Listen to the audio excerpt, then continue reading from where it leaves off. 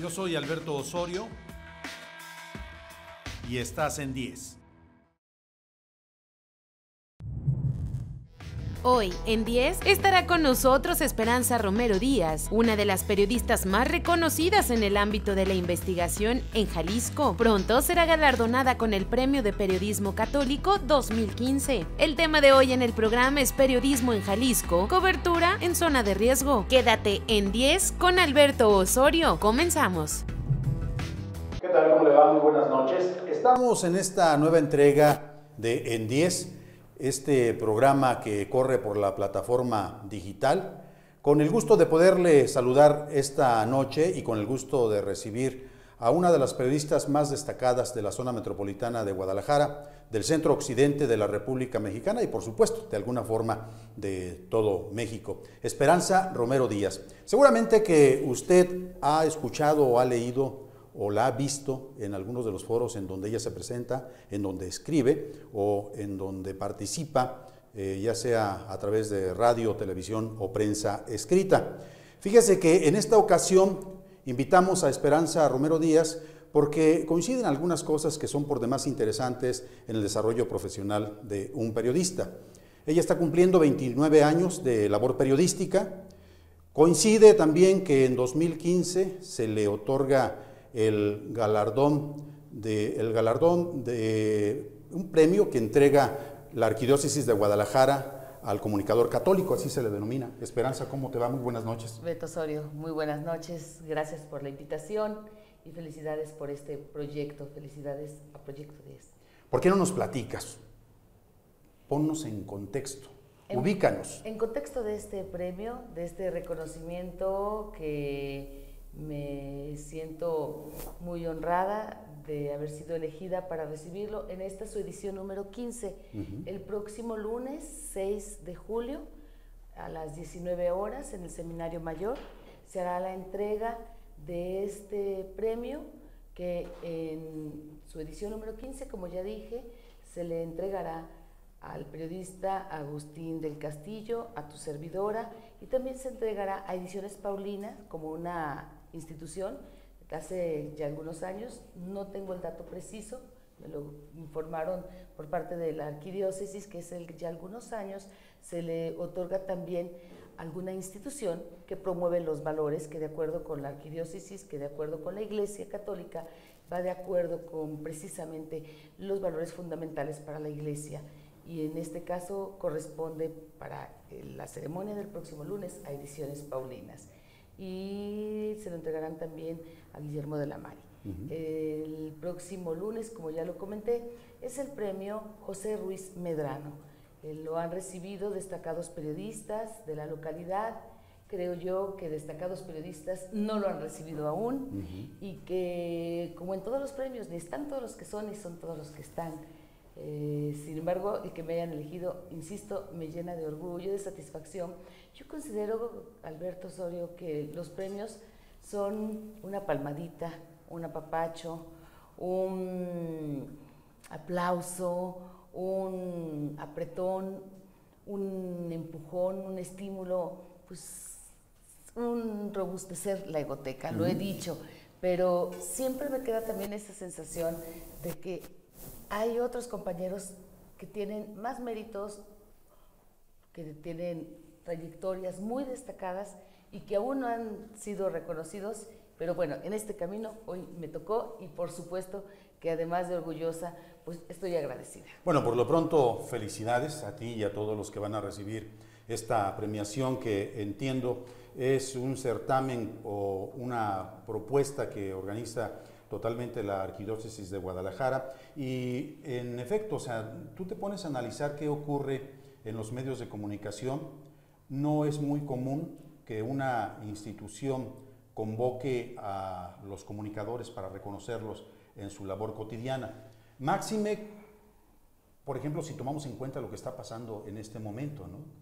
En el estado de Jalisco se hace una cobertura totalmente en riesgo, por lo que ahora implica cubrir asuntos que parece que están muy desligados de la nota policíaca o del crimen organizado, que parece que te tienen cubriendo nada más aspectos de agenda de medio ambiente o alguna otra cosa, y cuando menos acuerdas, empiezas a jalar una hebrita y en un 2x3 te das cuenta de que hay una gran cantidad de implicaciones en donde encuentras gente ligada a crimen organizado, gente que desde las instituciones hacen abuso del poder público, o gente que sencillamente no cumple con su función, que también es otra forma de corrupción. ¿Tú cómo ves actualmente lo que ocurre con los reporteros, con los periodistas? Yo veo un ambiente muy complicado, la corrupción campea. Hay una situación que en estos años de experiencia, egresé en el 87 del ITESO, 83-87, pertenezco a esa generación de estudiantes, y del 87 hasta ahora he sido reportera y les digo, quiero seguir siendo reportera, estar siempre en esta actividad, en contacto con las fuentes. ¿Hay estatus? ¿Hay diferencia entre reportero, periodista, comunicador? Alberto, tú lo sabes, digo, no, yo respeto en el periodismo, en especial a todos aquellos compañeros que consideran que estar ya en el escritorio ya les ha dado una posición en la estructura, incluso en los medios, jerárquica. El nivel de reportero en muchos medios lo tienen como el primer eslabón o como el primer elemento en el tablero del ajedrez, como el peón. Yo considero que es el papel más importante. Yo no quiero dejar de perder ese contacto. A mí me ha interesado mucho el reporteo. Tuve la oportunidad muy breve, apenas el año pasado, de probar o intentar probar el trabajo de edición, pero yo estoy enamorada y quiero seguir enamorada del trabajo del reportero. Hay quienes son periodistas más de escritorio. No voy a entrar a la crítica o al análisis del trabajo que hacen quienes incluso se dedican más al análisis, pero desde el escritorio. Yo veo signos preocupantes, situación preocupante, volviendo al tema de la corrupción, de lo que tú me estás preguntando, que te digo que campea, en que ahora los hombres del poder, los políticos, y aclaro, del partido que me pongas, hemos tenido alternancia, después de muchos años de gobernar el PRI, en el 95 llegó el Partido Acción Nacional, carro completo, una situación muy similar a la que ahora vivimos recientemente con este proceso electoral que acaba de ocurrir hace apenas unas semanas, y sin embargo en poco tiempo cayeron en lo mismo o quizá peor. ¿En qué sentido? Llegaron voraces, llegaron a aumentar sueldos, a poner, decías tú hace un momento, aquellos que no desempeñan una función, que no tienen el conocimiento, la capacidad y que están devengando un sueldo, también es una forma de corrupción. Y así llegaron, me estoy refiriendo a aquellos años, me estoy remontando al 95, muchos panistas, muchos que venían de pañales de seda y que venían estos que llegaron al partido como una gran oportunidad de incrustarse en el poder y que llegaron con el discurso de que para evitar caer en la corrupción iban a poner sueldos dignos de un funcionario que no cayera en esa tentación de robar. Pero ocurrió todo lo contrario. Todo lo contrario. Se llevaron muy buenos sueldos y aparte robaron. Sí, y sobre todo criticaban a quienes antecedieron en el poder diciendo, los priistas pregonaban, a mí ponme donde hay, a mí no me importa lo que me pagues, no me importa el sueldo, ponme donde hay. ¿Tú crees que en este proceso de la salida del PRI, la transición, los 18 años de panismo, el regreso del Partido Revolucionario Institucional, ¿quieres conocer más de 5 funcionarios que pudieran soportar una auditoría por posible enriquecimiento ilícito? Me estarías pidiendo que aporte nombres de 5 que pasen la prueba y salgan limpios. Sin duda sí los hay, creo que hay buenos también, y creo que en todos los partidos hay gente buena, gente mala y gente que llega con otras intenciones. Además, también hay que decirlo, con los sueldos que se asignaron, pues se hacen ricos en poco tiempo, en un trienio. Y en menos. ¿Quién gana del común denominador? 100,000, 120,000, 130,000 mensuales más bonos, bueno, ya están prohibidos, pero te estoy hablando de aquellos años donde perfectamente se los asignaban. Pero Esperanza, hay un punto de unión. Y se hacían ricos y no robaban. Me estoy hablando de los que trataban de mantenerse en aquellos valores y en aquel ideario de su partido. Pero permíteme terminar la primera pregunta. Cuando me hablabas de la corrupción, quiero hacer un apunte que me parece pertinente y que me parece fundamental, que es lo que ahora me preocupa, porque ahora me mencionabas también el trabajo de nosotros como periodistas y lo que ha cambiado. Te digo, la corrupción ha cambiado y sigue cambiando, pero lo que ha cambiado, Alberto, y lo que a mí me preocupa, y lo que he visto en mi trabajo de reporteo, es que el político se ha hecho de una epidermis más gruesa. Los escándalos de antes provocaban cambios.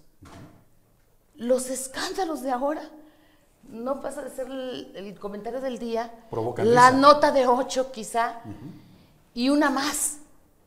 Pero la impunidad, y hasta ahí no pasó nada. Por situaciones graves como las de antes, pues caían funcionarios. Por situaciones graves como ahora, se mantienen. O los mueven de un puesto, los cambian a otro, hacen un enroque, pero siguen en la nómina, y siguen mamando del presupuesto. Y antes, como periodista, los evidenciabas, los exhibías, y el castigo, entre comillas, al menos los quitaban, o los sancionaban administrativamente. Permíteme detener ahí un poco esta conversación. Eso ocurría con los políticos cuando confrontaban a un periodista sagaz, a un periodista que investigaba, a un periodista que iba tras las pistas de las huellas que iba dejando de los síntomas de corrupción. A ti misma te señalaron con Daniel Ituarte de que tú fuiste la causante de que se viniera abajo su administración por la gran cantidad de información que publicaste en Siglo XXI, si mal no recuerdo. Y me culparon después de la muerte de su padre, y te pueden culpar de 1000 cosas, eso es muy común, porque a nivel personal, pues nunca falta también quienes salen agraviados o afectados porque tienes que ver con el fracaso, entre comillas, con un político, que también hay que decirlo, no quedó damnificado. Daniel Ituarte tiene que renunciar por actos de corrupción, sin embargo, Alberto Cárdenas lo mantiene como funcionario. Así es. Y después hasta lo nombra titular de la policía. Fue secretario de seguridad. Fue secretario de seguridad. Fue secretario de seguridad. Bueno, hacemos un paréntesis en lo que ocurre con los funcionarios, con los lastres de corrupción, de incapacidad, capacidad también para sobornar a medios de comunicación, que ese es otro asunto muy interesante. Ocurre en Jalisco, no sé si después de los 90s, que muchos de los jefes de reporteros, muchos de los dueños de negocios modestos, empezaron a convertirse en grandes empresarios. Algunos que vivían en casas modestas del Infonavit, hoy viven, por ejemplo, las residencias en Puerta de Hierro o en Valle Real, y se supone que hacen lo mismo, ¿no? Yo contrasto esta imagen de algunos de los periodistas, por llamarles de alguna manera, que se han convertido en empresarios, con lo que fue la figura de don Julio Scherer. Don Julio, a sus 80 años, viene a demostrar que le estorba la oficina, que él tiene la capacidad para ir a donde quiera que lo estén convocando para entrevistar, por ejemplo, al Mayo Zambada. Hasta la selva. Hasta la selva y hasta el infierno, decía, si era necesario. Muy criticada aquella entrevista. Pero ¿cuál es tu opinión entre estas dos figuras, entre estos dos perfiles? Don Julio Scherer decía que hay que ir a buscar la noticia hasta donde sea. Lo dijo muy claro, pero él predicó con el ejemplo respecto a su estilo de vida y respecto a la libertad que tenía para ejercer el periodismo. La motivación con que lo hacía y la honestidad. Y creo que ahí está exhibido su trabajo. ¿Qué piensas de los periodistas que se han hecho ricos gracias al ejercicio de una dirección de un medio?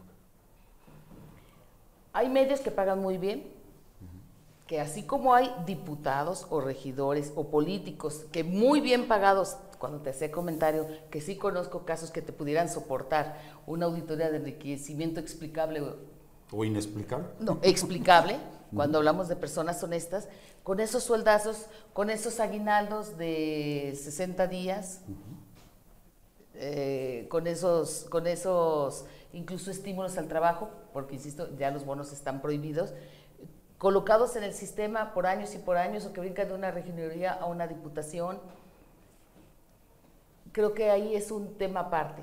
En el caso de compañeros de los medios que dirigen un medio que les paga muy bien y que han sido honestos y que han sido auténticos en el sentido del capital humano por el que responden, al que reclutan, al que capacitan, el objetivo que persiguen en su propio medio, pues habría que buscarlos en dónde están y qué tan bien pagados y cómo viven.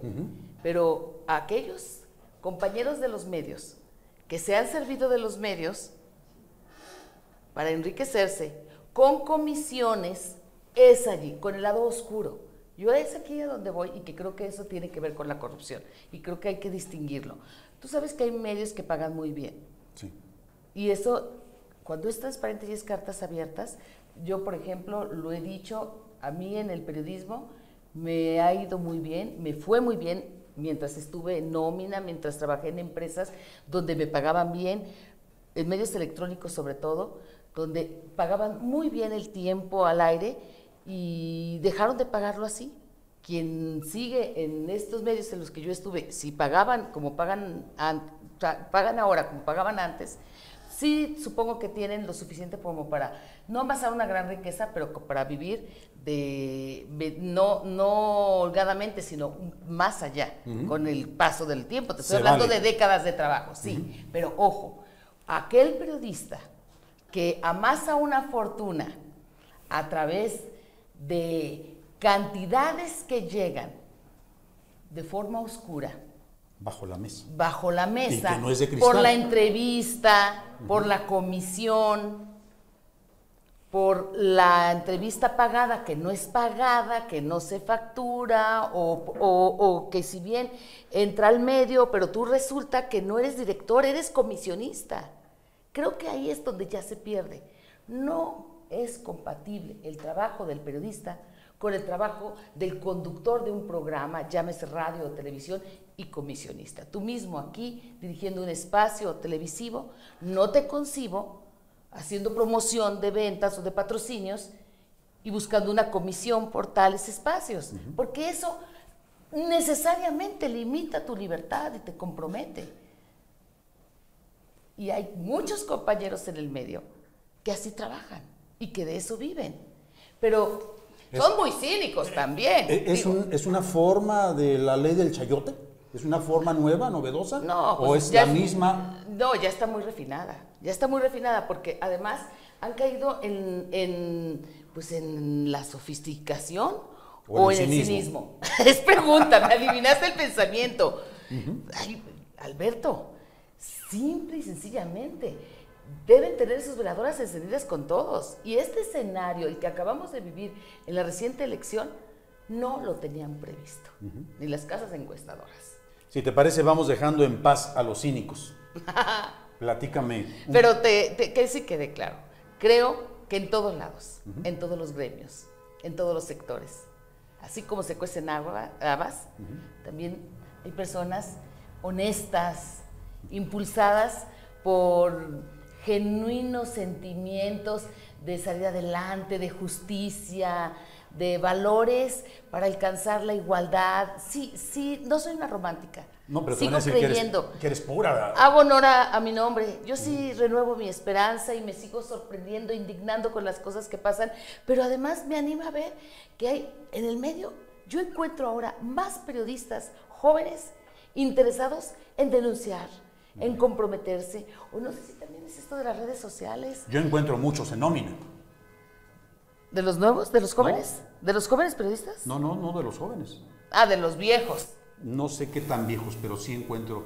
Aparte de los comisionistas. Bueno, es que no están en la nómina, pero tienen una forma subterránea, oscura o inteligente, por llamarle de alguna manera, para colarse, ¿no? Cuando tú me preguntabas acerca de los compañeros periodistas, pero tienes que hacer una pausa, me decías, ¿no? No, es que iba a brincar de tema, si gustas. Adelante, brinquemos de tema, Okay. porque si no aquí nos podemos ir largo y tendido. Y bueno, dicen que no es lo mejor hablar de los compañeros, sin embargo, es una carrera que de repente te dicen, ¿tú qué eres, periodista? Y te das cuenta qué desacreditada está la profesión. Y tú dices, bueno, se han de haber encontrado seguramente, se han de haber topado algún día con alguien que o les pidió dinero, o les distorsionó una información, o fue deshonesto en su forma de trabajar, o llegó y tomó una fotografía en un hospital a un enfermo y le dijo, yo no quiero aparecer, no, estoy haciendo un trabajo, y resulta que apareció publicada en un diario. También esas son formas poco éticas de trabajar, y de repente te encuentras con personas que nos aborrecen, que te ponen las cruces, claro. Y es por el trabajo donde no hay una base ética de muchos otros compañeros. Pero ese trabajo, tú me lo dirás, apasionante y que te enamora. Y debo aclarar algo también de este premio. Es un premio que lo pregunté ahora cuando me informaron de él, y por eso me siento también tan motivada, a asunto aparte de que soy católica. Pregunté, ¿es un premio que dan al comunicador católico? No, es un premio católico al comunicador. Es diferente. Muy diferente. Soy católica. Hay una frase que a mí siempre me ha sorprendido mucho y que se aplica mucho entre los reporteros, que dicen, perro no come perro, en alusión a que lo mejor es no criticar, dejar que todo pase. Si tú observas que por ahí hay alguien recibiendo mochadas o vendiendo entrevistas, dejar que corra. ¿Tú compartes esa versión? Colaboro en la revista Proceso. Con eso te contesté todo. Muy criticado también por los compañeros de los medios, que es la revista donde han salido las nóminas de aquellos que pasan y hacen fila en las oficinas y reciben un cheque, o que aparecen en los listados públicos como que son los que pasan por el cheque. Yo sí creo que se tiene que saber. Finalmente también se debe de depurar este medio. Bueno, creo que tú la conoces un poco. Esperanza Romero Díaz. Romero por parte de un padre con unas características muy especiales. Platícanos de dónde proviene Esperanza Romero Díaz. ¿Quién es su padre? ¿Su madre?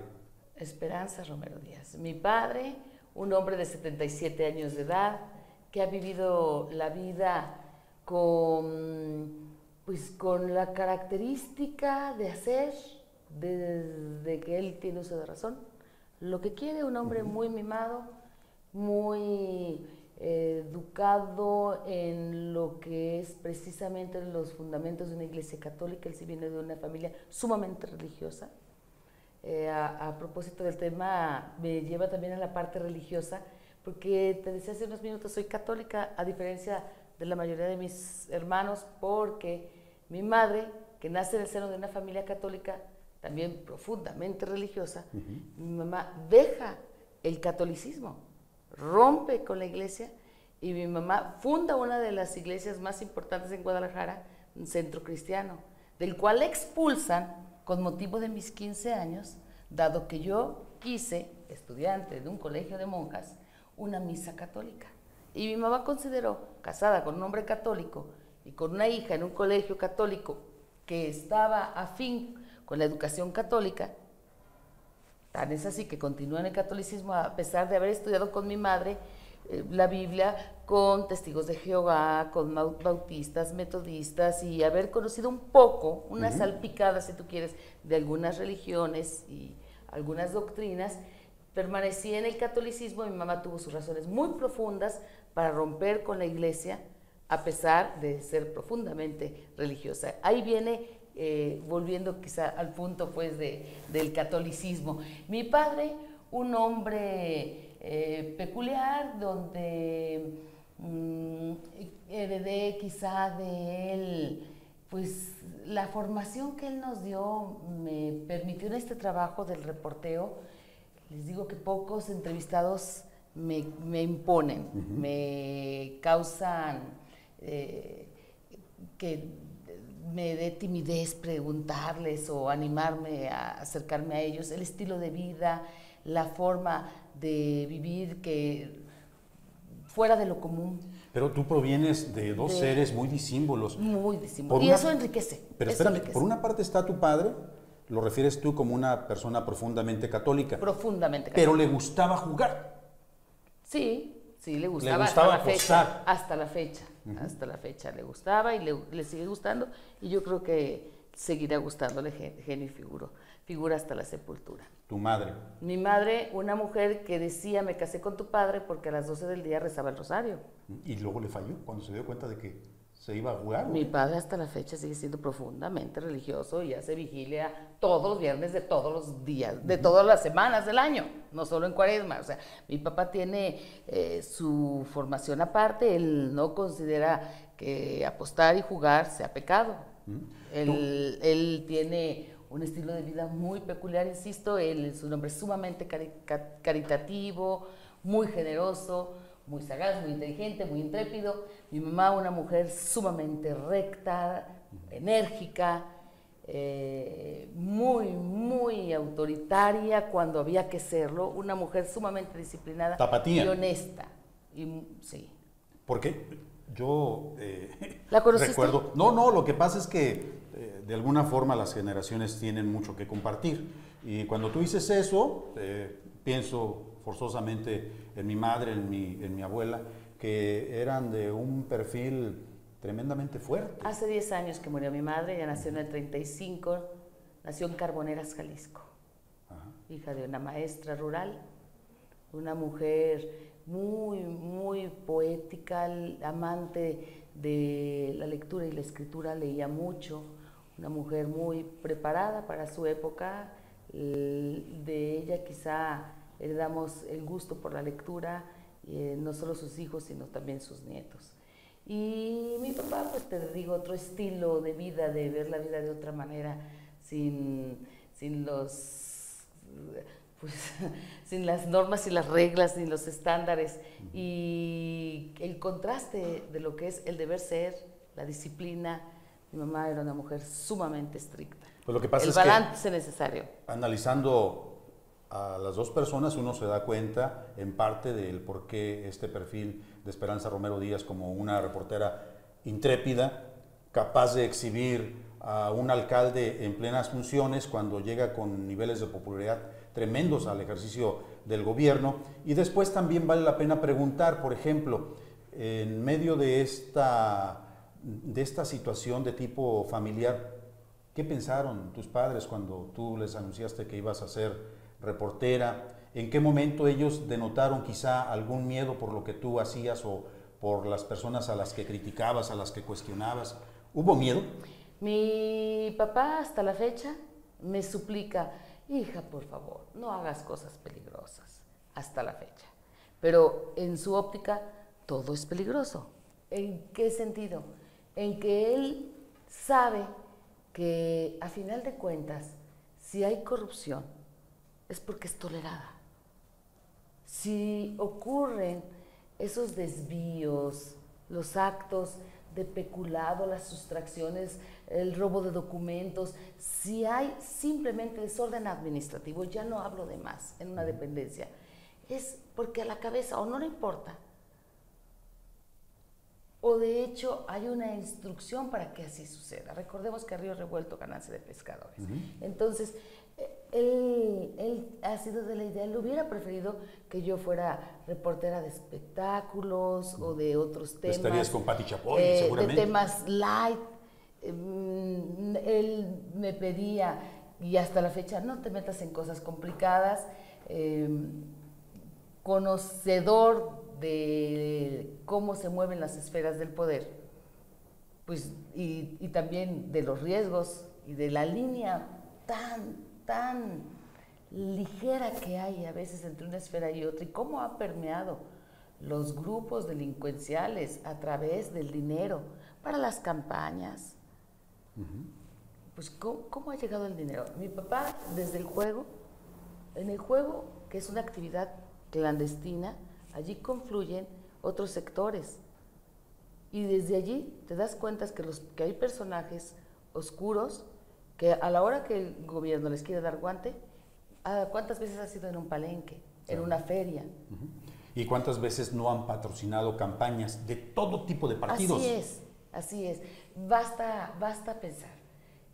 Las cantidades inmensas, las toneladas de droga que se envían de una nación a otra, pensemos desde Colombia, México, Estados Unidos, por la vía que quieras, por mar, por aire, las aduanas, ¿dónde están? ¿Qué pasa?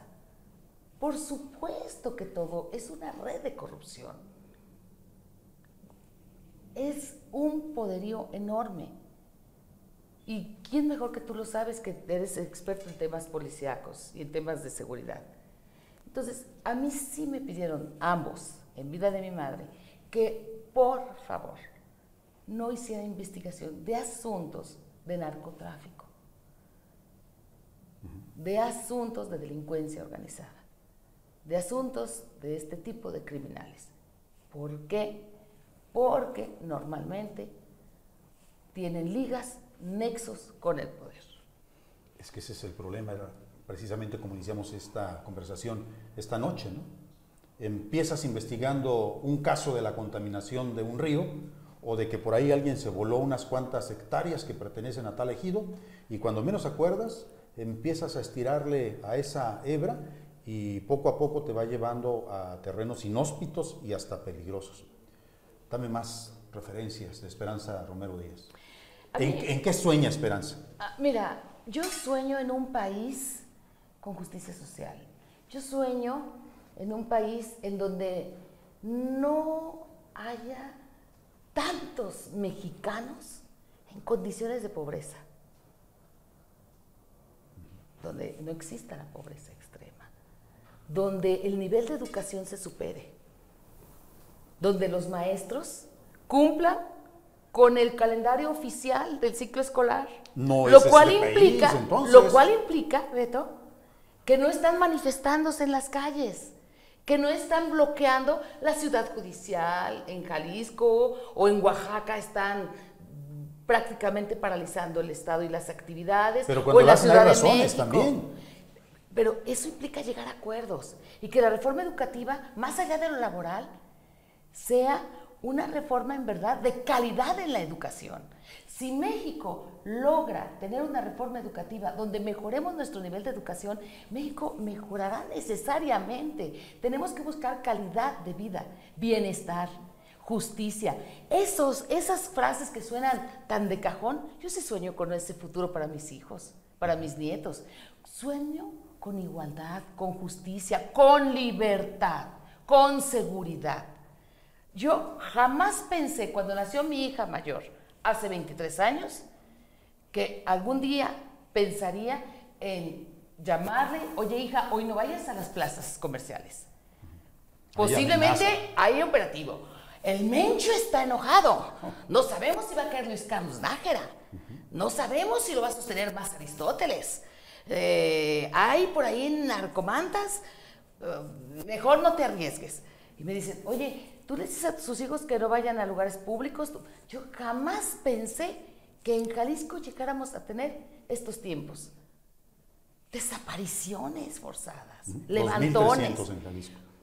Cobra de plaza, de piso, como le llamen. ¿Cómo es posible que además de pagarle el metro al ayuntamiento, a la tesorería, el impuesto correspondiente por tu changarro, por tu negocio, por el establecimiento del que me hables, desde la mesita hasta la bodega o la fábrica, pues tengas que pagar cuota? ¿Por qué? Pues porque hay un maloso, desde chiquito a grandote, pues que pasa por su billete. O bien, las actividades toleradas, aquellos que se dedican a las actividades ilícitas toleradas y financiadas, y que tienen que repartir cuotas a aquellos empresarios o comerciantes o autoempleados que los tienes en la zona de santuario o en la zona de vendiendo, por ejemplo, medicina de patente o muestras médicas, que es un delito. Caduca o robada. Y que es a ojos vistos, pero que para estar allí y para sobrevivir y que para que les sea rentable, están arreglados con alguien que les da el pitazo y que les dice hay un operativo y saca los analgésicos y saca, oye, les vamos a sacar mañana, tienes que sacar algo. ¿Por qué? Porque tienen que cubrir también la cuota. Igual que en la zona de R. Michel con los operativos, o sea, es siempre taparle el ojo al macho. Oye, Esperanza, este es el México que estamos viviendo justamente con el que no sueñas. Pero es el México que tenemos que cambiar y lo podemos cambiar todos. Y la sociedad civil. ¿Tú crees que hay tiempo? Ay, claro. ¿Tú crees que hay formas? Claro, porque no es el fin del mundo. Siempre que hay un mañana, hay esperanza. Y siempre que hay alguien inconforme y que se expresa, y siempre que hay alguien dispuesto a hablar. Nada menos, hoy por la mañana fui al Instituto Mexicano del Seguro Social, a la Yala, que les digo que es la perla del sistema. Qué barbaridad, el granito del arroz, dicen, yo no sé, yo tengo quizás suerte, mala suerte de repente clínica que voy, encuentro muchas deficiencias, pero la Yala es la más vieja del IMSS y desde cuando había un debate que si la derrumban, que si no, pero sigue funcionando en muy malas condiciones a pesar de que Marcelo Castillero Manzano ha ofrecido mejorar, simplificar.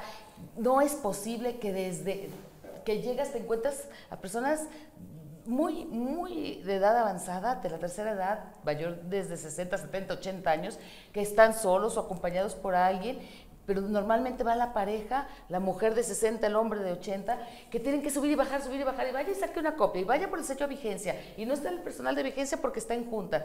Y tú dices, no es posible, tienen que presentarse para el estudio 15 minutos antes, pero si no estaba el personal de vigencia, ya llegaban tarde al estudio. Y lo que iba a hacer en cierta hora, resulta que se le fue en 5 o 6 horas.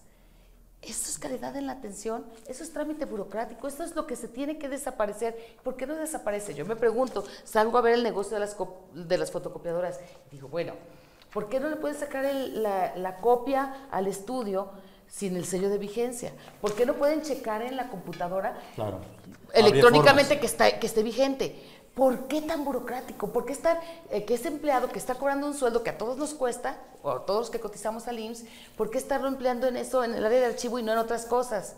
Y dices, bueno, ¿a quién están concesionadas estas fotocopiadoras que te cobran $1.50 cuando la hoja sale en 20 centavos, cuando sacan miles? Claro. Y me dice la señora, no señora, aquí se sacan 1000 diarias. Aquí no es gran negocio. 1000 pesos diarios aquí no es negocio. Este es donde menos sacamos, aquí en el Ayala.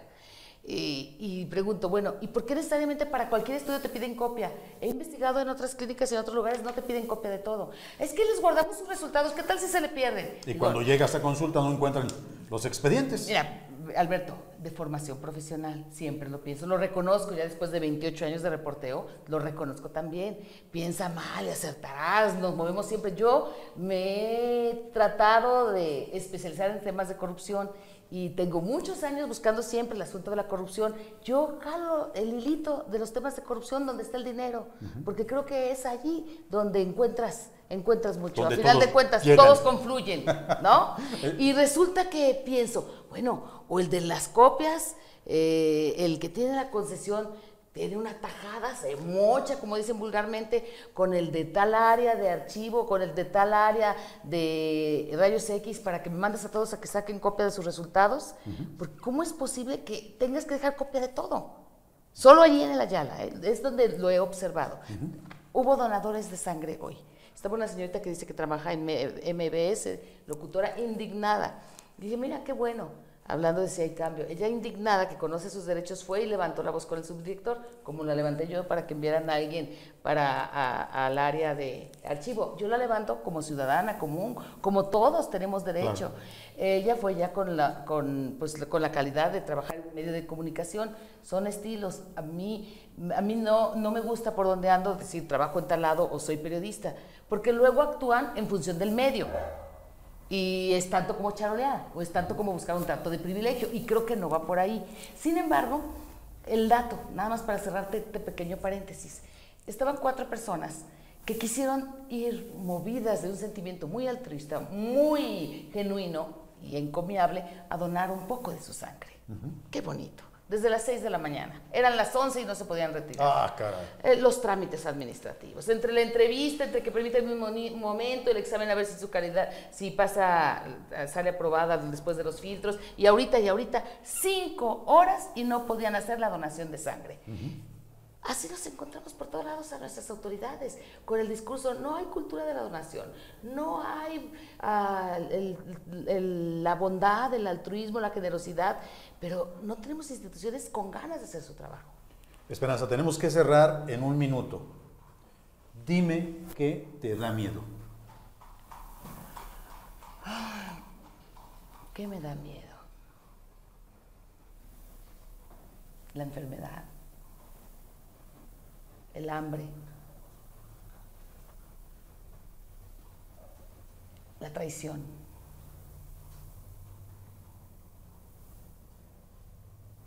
la violencia, la mentira. Pues ahí está.